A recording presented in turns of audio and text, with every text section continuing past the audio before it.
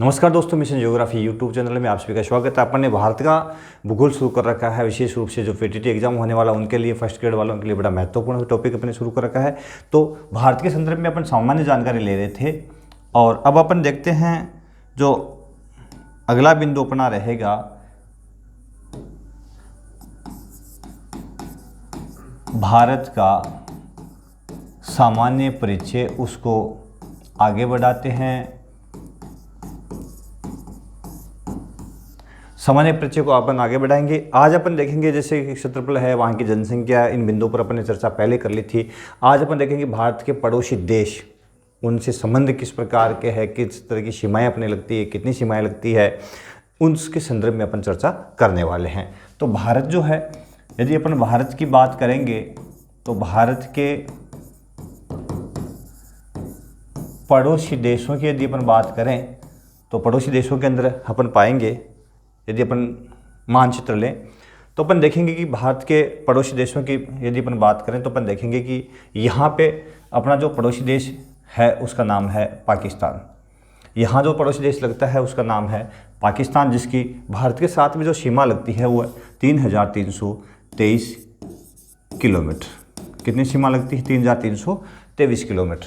उसके बाद में यहाँ पे जो पड़ोसी देश अपना लग रहा है उसका नाम है अफ़गानिस्तान, जिसके साथ में 106 किलोमीटर सीमा लगती है। और भारत के साथ में अंतर्राष्ट्रीय सीमा की यदि बात करें पड़ोसी देशों के साथ में तो सबसे कम सीमा अफ़गानिस्तान के साथ ही लगती है।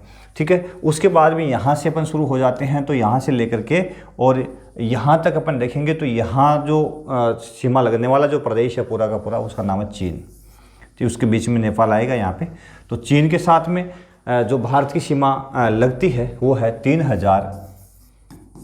3488 किलोमीटर। चीन के साथ में अपनी सीमा कितनी लग रही है? 3488 किलोमीटर। उसके बाद में यहाँ पर देखते हैं ये नेपाल के साथ में अपनी सीमा यहाँ से यहाँ तक लग रही है। तो नेपाल के साथ में हमारी जो सीमा लगती है वो है 1751 किलोमीटर या 1751 किलोमीटर। ठीक है, ये अपनी नेपाल के साथ में सीमा लगती है। उसके बाद में यहाँ अपना सिक्किम राज्य, सिक्किम के पास में यहाँ पे भूटान, ये सीमा जो भूटान की यहाँ पे है। ठीक है, तो भूटान के साथ में अपनी सीमा लगती है वो 499 किलोमीटर। कितनी है? 499 किलोमीटर। ठीक है, उसके बाद अपन देखते हैं, यहाँ चलते हैं तो यहाँ वाला ये जो प्रदेश है, यहाँ है अपना म्यांमार। तो म्यांमार, उसके साथ में अपनी सीमा लग रही है 1443 किलोमीटर। कितनी है? 1443 किलोमीटर म्यांमार के साथ में। और उसके बाद में अपन आगे आते हैं तो यहाँ पे ये आ गया अपना बांग्लादेश। कोई समय में ये पूर्वी पाकिस्तान था और इसके साथ में सबसे अधिक सीमा, भारत की सबसे अधिक सीमा जिस राज्य देश के साथ में लगती है अंतर्राष्ट्रीय सीमा, वो है बांग्लादेश। और इसके साथ में सबसे अधिक सीमा लगती है वो है 4096 किलोमीटर। कितनी है? 4096 किलोमीटर। तो यदि अपन अंतर्राष्ट्रीय सीमा की ओर देखें, अंतर्राष्ट्रीय सीमा की यदि अपन बात करेंगे तो सबसे अधिक, यानी सबसे अधिक सीमा, सबसे अधिक लंबी सीमा की अपन बात करेंगे तो अपन पाएंगे चीन के साथ में, बांग्लादेश के साथ में। किसके साथ में है? बांग्लादेश के साथ में सबसे अधिक सीमा लगती है 4096 किलोमीटर। ठीक है ना, सबसे अधिक बांग्लादेश के साथ में लग रही है।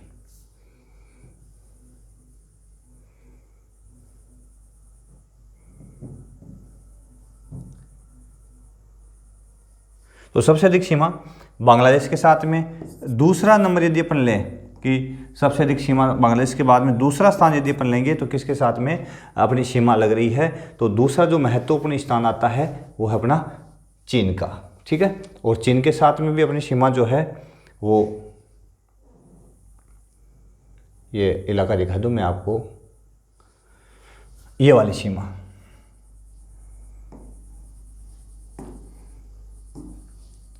ये सीमा जो है वो चीन के साथ में यहाँ तक है इसकी सीमाएं, लेकिन बीच में यहाँ नेपाल की सीमा आ जाती है। ठीक है ना, यहाँ से यहाँ तक। तो दूसरा स्थान, सेकंड यदि नंबर अपन लेते हैं भारत के साथ में तो वो है चीन का। ठीक है, और चीन के साथ में कितनी लग रही है? 3488 किलोमीटर। और अंतर्राष्ट्रीय सीमा में यदि अपन तीसरा स्थान यदि देखेंगे तो थर्ड स्थान पे अपन पाएंगे वो है पाकिस्तान। और पाकिस्तान के साथ में अंतर्राष्ट्रीय सीमा कितनी लग रही है? 3323 किलोमीटर। ठीक है, 3323 किलोमीटर। उसके बाद में यदि अपन देखते हैं कि भारत के साथ में सीमा जो लगती है वो नेपाल की। अगली कौन सी है? चौथे स्थान पर भारत का पड़ोसी देश जिसके साथ में सीमा सर्वाधिक लगती है नेपाल की, वो है 1751 किलोमीटर।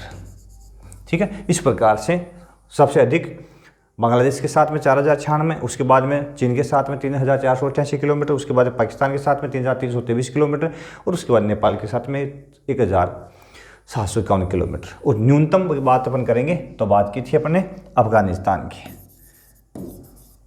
न्यूनतम किसके साथ में है? अफगानिस्तान के साथ में सबसे कम सीमा लगती है। ठीक है, तो इस प्रकार से अपन देखें तो पड़ोसी देशों के साथ में जो भारत की सीमा लग रही है उसके संदर्भ में अगला बिंदु जो है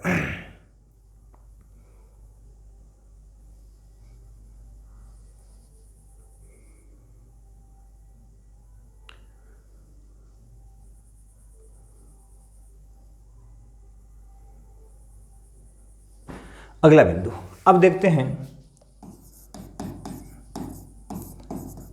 भारत की तटीय सीमा।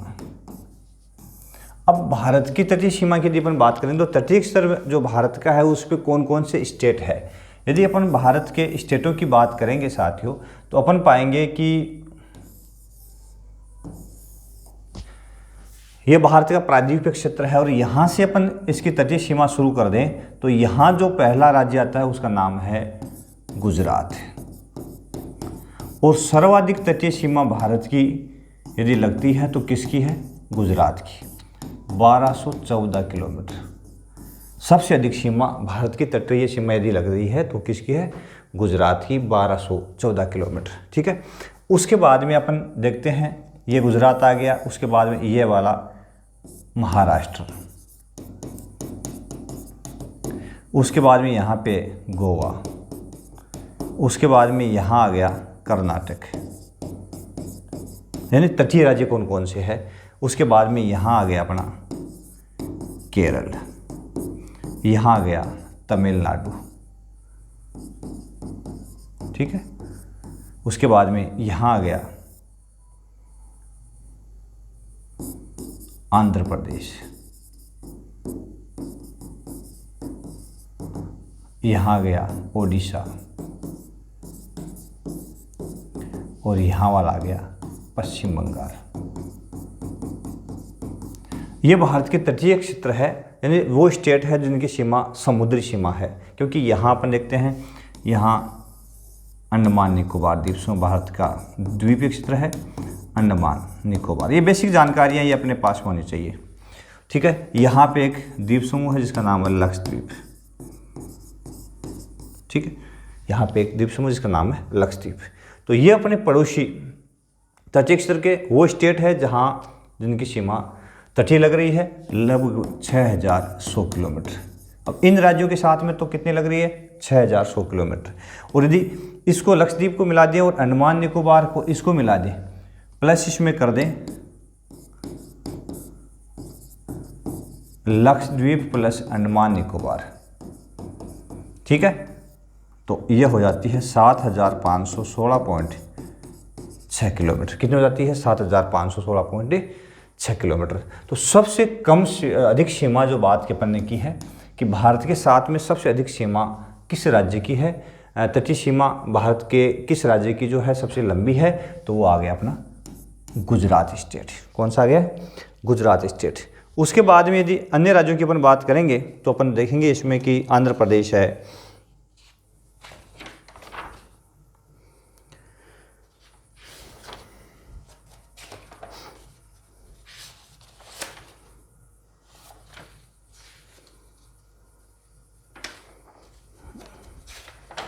अगला टॉपिक अपन बात करेंगे, देखो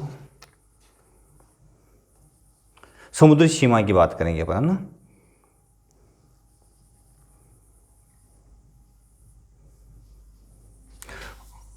उसके बाद में अगला जो स्टेट है सबसे अधिक हो गई अपने गुजरात की, फिर आ गई अपने आंध्र प्रदेश की, ठीक है ना। उसके बाद में आंध्र प्रदेश, फिर तमिलनाडु, फिर महाराष्ट्र।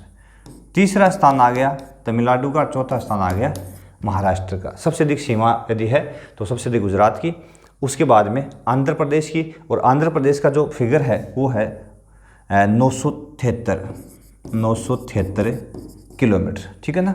उसके बाद में तमिलनाडु का जो फिगर है वो 906 किलोमीटर, और उसके बाद में ना महाराष्ट्र का है 652 किलोमीटर। महाराष्ट्र कितना है? 652 किलोमीटर। ये बस इतना सा मेमोराइज रखना कि बड़े स्टेट कौन से, इसकी सीमाएं जो है तटवर्ती लग रही है, ठीक है। और सबसे कम जो गोवा की है, गोवा ही रहा ना अपना, सबसे कम, सबसे छोटा ये रहा गोवा। तो सबसे कम सीमा गोवा की लगती है, और गोवा की न्यूनतम सीमा लग रही है ये यहाँ पे गोवा। न्यूनतम तटीय सीमा तो 151 किलोमीटर। कितनी लग रही है? 151 किलोमीटर। सबसे कम सीमा गोवा के साथ में लग रही। फिर एक अगला बिंदु आता है कि भारत की समुद्र सीमा, समुद्र के अंदर काफ़ी कितनी दूरी तक भारत का सीमांकन है। तो यदि अपन मान लेते हैं कि ये अपना भारत है, आपको दिखाई नहीं दे रहा होगा, चेंज करते हैं इसका कलर।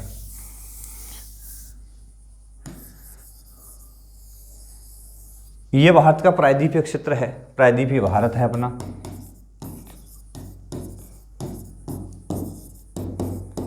अब अपनी समुद्र सीमा, भारत का अधिकार क्षेत्र कहाँ तक है?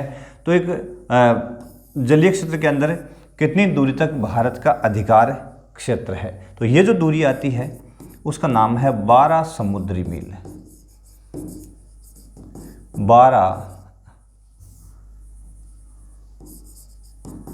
समुद्री मील। और 12 समुद्री मील का मतलब होता है ये दूरी कितनी हो गई, यानी समुद्र के अंदर जो भारत का विस्तार है वो 12 समुद्री मील का अर्थ होता है 1 समुद्री मील बराबर 1.8 किलोमीटर। सामान्य जो मील होता है ना उसमें तो होता है 1.6 किलोमीटर, और एक समुद्री मील में होता है 1.8 किलोमीटर, ठीक है। तो ये लगभग कितनी दूरी हो गई? 12 इंटू 1.8 करेंगे तो लगभग ये 21 किलोमीटर। इसका मतलब भारत की तटीय सीमा से 21 किलोमीटर की दूरी तक यदि अपन देखेंगे तो वो भारत का समुद्री सीमावर्ती क्षेत्र कहलाता है। कौन सा?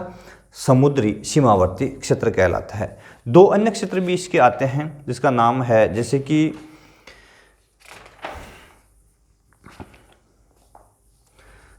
संलग्न क्षेत्र, एक क्षेत्र हो जाता है, और ये तो आ गया अपना समुद्री सीमा, प्रादेशिक जल सीमा हो गई अपनी, है ना, समुद्री सीमा क्षेत्र हो गया। ये तो भारत की जल सीमा, ठीक है। एक बिंदु आता है संलग्न क्षेत्र और एक आता है अनन्य क्षेत्र। संलग्न क्षेत्र, एक होता है अनन्य क्षेत्र। ये 2 क्षेत्र आते हैं। अब ये जो संलग्न क्षेत्र होता है यह है 12 समुद्री मील, तो ये हो गया, ठीक है ना। और इसमें अपन प्लस कर देंगे 12, तो ये 24 समुद्री मील। कितना समुद्री मील हो जाएगा? 24 समुद्री मील। ये कहलाता है संलग्न क्षेत्र। यानी यहां से यदि अपन आगे बढ़ेंगे तो इसमें 12 और प्लस कर देंगे, ठीक है ना। तो 24 समुद्री मील तक की दूरी है वो संलग्न क्षेत्र कहलाता है। और एक होता है अनन्य क्षेत्र, जो यहाँ पर क्या होता है, ये जो क्षेत्र होता है अनन्य क्षेत्र, ये होता है लगभग यहाँ से, अब यहाँ से अपन तो हो गए 200 समुद्री मील। कहाँ से? भारत की सीमा से तो हो गया, यानी यहाँ से लेकर के यहाँ तक की दूरी लेंगे समुद्र 200 समुद्री मील हो गया, ठीक है।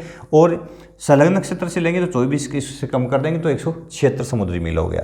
तो ये होता है लगभग भारत की तटीय सीमा से 200 समुद्री मील, ठीक है। अब इसका क्या है, अनन्य क्षेत्र होता क्या है, तो इसमें क्या फायदा होता है भारत को? तो भारत के पास में ये जो सीमा होती है, इस सीमा तक कोई भी समुद्री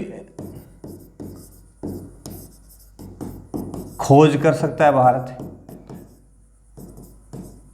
खनिजों का दोहन कर सकता है, ठीक है ना। और जलीय जो जीव जंतु है उनका व्यापार, जैसे मछली पकड़ना, मत्स्यन कर सकता है, ये फायदा होता है, ठीक है। तो 3 नक्षत्र हो गए। पहला तो भारत की समुद्री सीमा या जलीय सीमा 12 मील, संलग्न नक्षत्र 24 मील तटीय सीमा से, उसके बाद में अनन्य नक्षत्र ये 200 मील तटीय सीमा से। कुल मिलाकर के अपने पास कितने 200 मील तक की जो दूरी है, 200 समुद्री मील तक की जो दूरी है, वो भारत का एक प्रकार से कहें तो महासागरीय अधिकार क्षेत्र होता है। कौन सा क्षेत्र होता है? अधिकार क्षेत्र, यानी उतनी दूरी तक अपना अधिकार रहता है। फिर एक बिंदु आता है कि भारत के साथ में कुछ महत्वपूर्ण चैनल्स है। भारत के क्षेत्र के पास में कुछ महत्वपूर्ण चैनल्स है। जैसे ये भारत है तो अपन देखेंगे कि यहाँ पे एक देश है इस रूप में, जिसका नाम है श्रीलंका। यहाँ पे एक देश है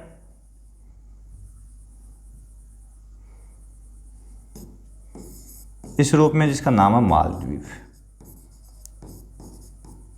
यहाँ पे द्वीप समूह है जिसका नाम है लक्षद्वीप, ठीक है। इस लक्षद्वीप का सबसे बड़ा द्वीप है यहाँ पे एक,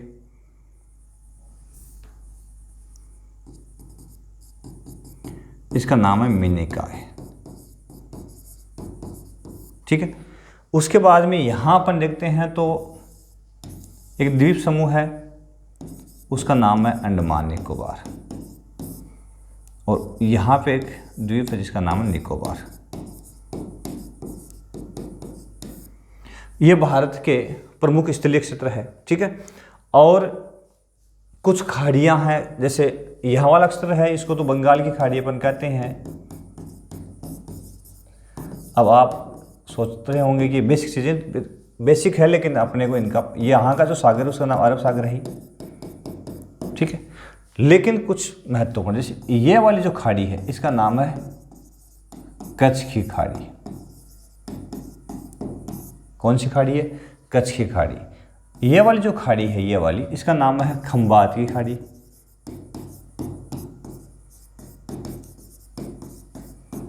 ठीक है, खंबात की खाड़ी।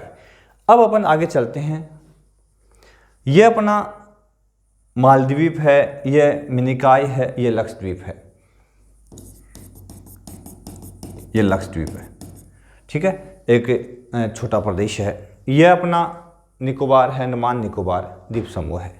तो यहाँ महत्वपूर्ण है कि ये जो जलीय क्षेत्र है, यहाँ वाला ये जो जलीय क्षेत्र है अंडमान और निकोबार के बीच में, इसको बोलते हैं 10 डिग्री चैनल। अंडमान और निकोबार को अलग करने वाला जो जलीय क्षेत्र है उसको बोलते हैं 10 डिग्री चैनल। कितना डिग्री चैनल है? 10 डिग्री चैनल।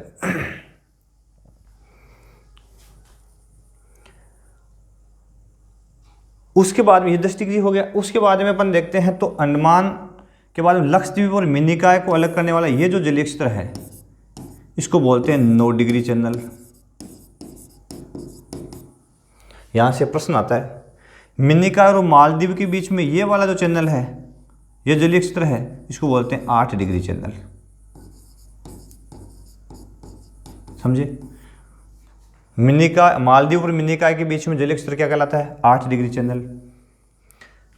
मिनिकॉय और लक्षद्वीप के बीच वाला ये जलीय क्षेत्र क्या कहलाता है? 9 डिग्री चैनल।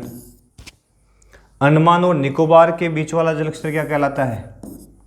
10 डिग्री चैनल, ठीक है। ये महत्वपूर्ण चैनल्स है, महत्वपूर्ण जलीय क्षेत्र है, ठीक है।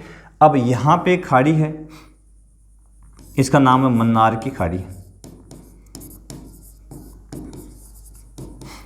यानी भारत और श्रीलंका के बीच में। यहाँ बीच में एक जलीय क्षेत्र है, उस जलीय क्षेत्र का नाम है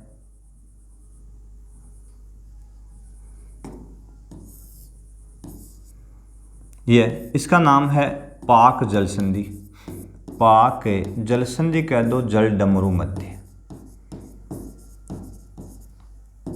यहां पे है, ठीक है। और ये मन्नार की खाड़ी है।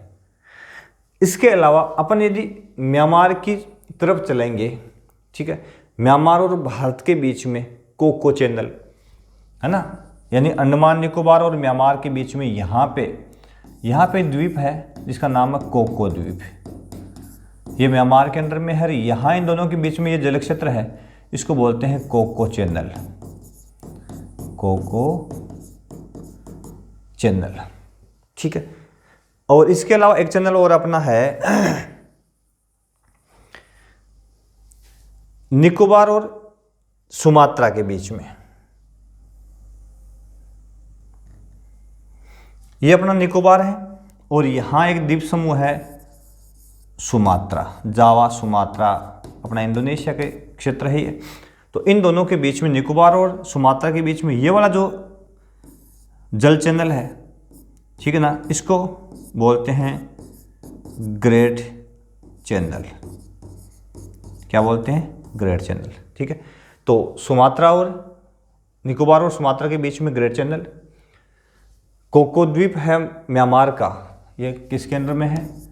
म्यांमार के अंडर में। तो कोको द्वीप और अपने अंडमान के बीच वाला जो क्षेत्र है उसको बोलते हैं कोको चैनल। अंडमान निकोबार के बीच में 10 डिग्री चैनल और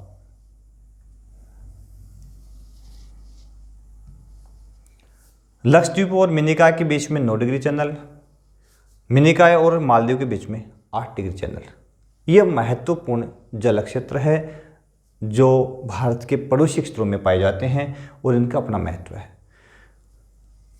इनका अपनी जगह अपना महत्व है और महत्वपूर्ण भी है। इनको मेमोराइज करने की भी आवश्यकता है क्योंकि यहाँ से बहुत बार प्रश्न पूछ लिया जाता है कि 8 डिग्री चैनल अलग करता है, 10 डिग्री चैनल अलग करता है, मतलब निकोबार अंडमान को, मिनिकॉय लक्षद्वीप को, मिनिकॉय निकोबार को, है ना, इस रूप में पूछ लिया जाता है। तो इस तरह का जो प्रश्न आए तो उसका इजीली आंसर अपन दे सकें, इसलिए अपने को ये आना अति आवश्यक है, ठीक है।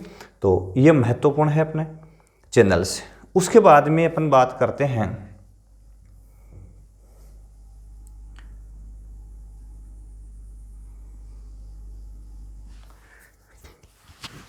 भारत में। चूंकि अपन ने बात की थी कि जो पड़ोसी देश है उनके साथ में अपनी सीमा रेखा जो लगती है और उस सीमा को अपन अलग अलग नामों से पुकारते हैं। अपने पड़ोसी देशों के साथ में जो सीमा लगती है उसको अपन अलग अलग नामों से पुकारते हैं, तो उसकी चर्चा अपन करते हैं।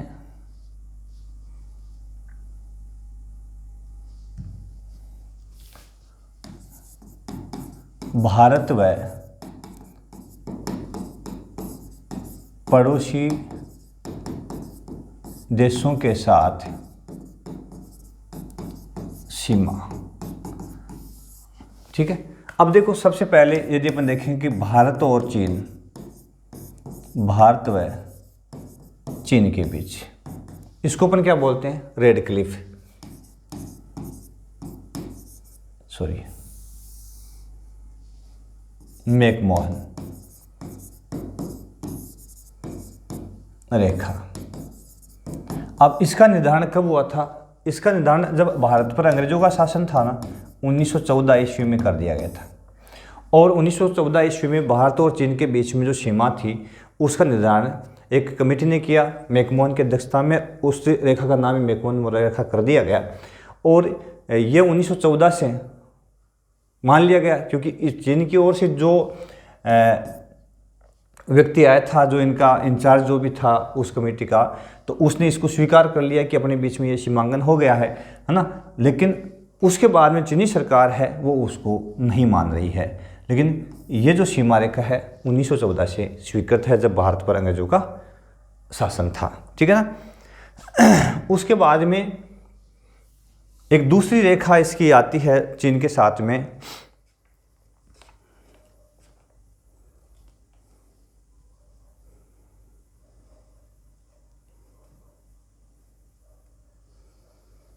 LAC। आप बार बार नाम सुनते होंगे LAC, LAC।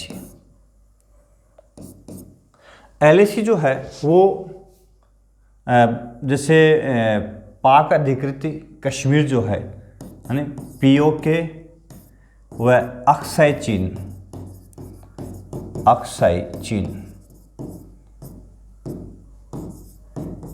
के बीच की रेखा है, ठीक है। LAC line of actual control कहते हैं इसको, लाइन ऑफ एक्चुअल कंट्रोल कहा जाता है। तो वास्तविक सीमा रेखा कहते हैं इसको, वास्तविक सीमा रेखा। अपन बहुत बार सुनते हैं कि चीन के साथ में LAC जो है उसके ऊपर तनाव बढ़ चुका है। तो ये जो सीमा रेखा है वो POK और अक्साई चीन के बीच में यहाँ से स्टार्ट होकर के अरुणाचल प्रदेश तक संपूर्ण दोनों देशों के बीच में अवस्थित है, लेकिन इस पर प्राय तनाव जो है होता रहता है। यानी 1962 की लड़ाई के बाद जहाँ सेना, जब समझौता किया गया, जहाँ सेना जिस रूप में थी उसी लाइन को नियंत्रण रेखा स्वीकार कर लिया गया, वास्तविक सीमा रेखा स्वीकार कर लिया गया, वास्तविक नियंत्रण रेखा स्वीकार कर लिया गया, ठीक है। एक्चुअल कंट्रोल लाइन जो है उसको स्वीकार कर लिया गया, ठीक है ना, और उसको नाम दे दिया गया LAC। फिर पाकिस्तान के साथ में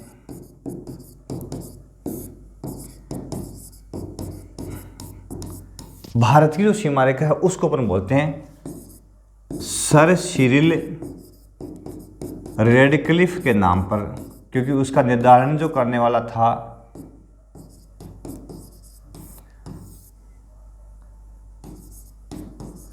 वो रेडक्लिफ था। यानी उसके नाम पर इसको अपन क्या बोलते हैं, रेडक्लिफ रेखा बोलते हैं, ठीक है ना, रेडक्लिफ बोलते हैं। भारत और बांग्लादेश के साथ भी यही है, भारत व, क्योंकि बांग्लादेश पहले पूर्वी पाकिस्तान था ना, तो बांग्लादेश के साथ और भारत के साथ भी यही है। दोनों के बीच में भी रेडक्लिफ ही है और पाकिस्तान के बीच में भी रेडक्लिफ ही है।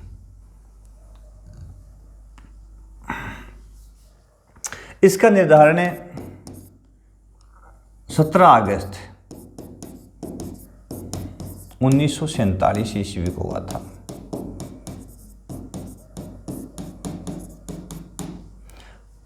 ठीक है। एक वर्ड आता है पाक अधिकृत कश्मीर, POK।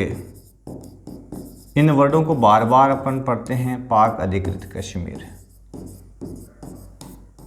ये जो एरिया है भारत का, ये हालांकि भारत का क्षेत्र है और इस पर जब देश का विभाजन हुआ था ना, विभाजन के समय कबायलियों से आक्रमण करवा करके पाकिस्तान ने अधिकार कर लिया था, पाकिस्तान ने अधिकार कर लिया।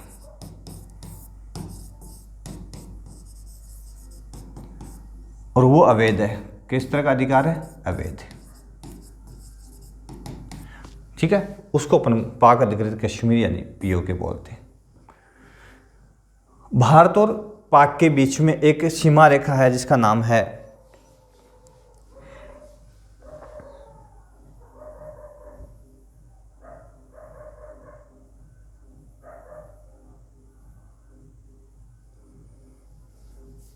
LOC।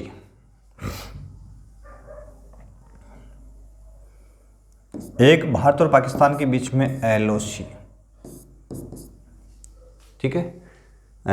LOC लाइन भारत और पाकिस्तान के बीच में है। तो ये कहाँ का है? भारत अधिकृत कश्मीर व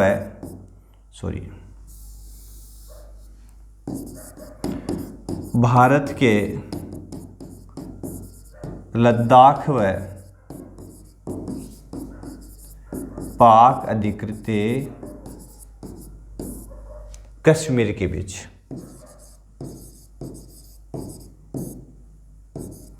कश्मीर के बीच रेखा, उसको बोलते हैं LOC। ठीक है ना, LOC उसी को बोलते हैं LOC ही, हाँ। तो पाक अधिकृत कश्मीर और भारत के लद्दाख के बीच में है। इसको पहले सीज फायर लाइन भी कहते थे, और अपन कहते हैं बहुत बार अपन न्यूज़ चैनल्स में है, समाचारों में सुनते हैं कि सीज फायर का, भारत की ओर से सीज फायर का उल्लंघन हुआ है ना। तो इस सीमा के आसपास आकर के उनके सैनिक यदि इसको क्रॉस कर जाते हैं, किसी प्रकार की इस सीमा के पास में आकर के इस तरह की गतिविधियां जो देश के लिए घातक हो सकती है, देश की सुरक्षा के लिए घातक हो सकती है, वो करते हैं, तो अपन कहते हैं भारत ने सीज फायर का उल्लंघन किया। तो ये पाक अधिकृत कश्मीर और भारत में लद्दाख के बीच में पाई जाने वाली सीमा रेखा होती है LOC, ठीक है। तो ये कुछ भारत और पाकिस्तान के बीच में, भारत और चीन के बीच में, और भारत और अन्य देशों के बीच में सीमा रेखाएं। एक आपने लाइन सुनी होगी, जीरो, जो उसका नाम है, कुछ बोल रहा हूँ मैं, हाँ, डूरंड रेखा। ये जो डूरंड रेखा है वो भारत और अफगानिस्तान के बीच में, भारत व अफगानिस्तान के बीच, भारत व अफगानिस्तान के बीच की जो सीमा रेखा है उसको अपन किस नाम से बोलते हैं? डूरंड रेखा के नाम से पुकारते हैं।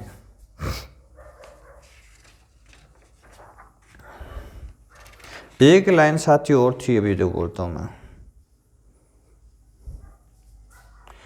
जीरो लाइन, यही थी जीरो लाइन। ये बड़ी महत्वपूर्ण है। देखो मैंने भी कुछ दिन पहले इसके बारे में पढ़ा था, जीरो लाइन। तो ये बांग्लादेश और त्रिपुरा के बीच में सीमा है। बांग्लादेश व भारत का स्टेट है त्रिपुरा के बीच की सीमा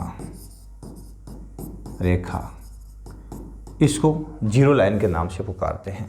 ये थोड़ा सा कुछ अलग है, इसको इम्पोर्टेंट कह सकते हैं हम, थोड़ा अलग है कुछ, है ना, हट करके है।